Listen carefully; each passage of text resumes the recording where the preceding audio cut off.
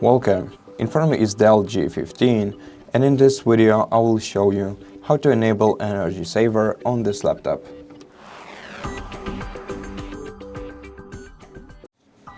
To do this, right-click the battery icon in the bottom right corner of the screen, select Power and Sleep Settings. Then, in Power and Sleep Settings, expand Energy Saver. Tap, and then to manually enable Energy Saver, switch this toggle to the right.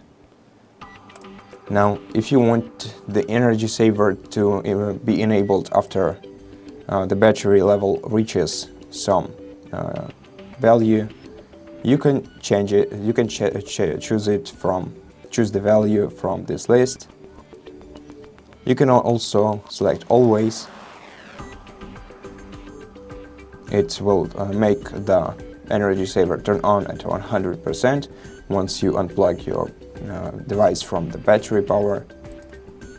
And this option also lets you decide whether you want your screen brightness to turn lower when the Energy Saver turns on. And that's basically it. Thank you for watching this video. If you liked it, consider subscribing to our channel, leave us a like and a comment below. And I'll see you in the next one.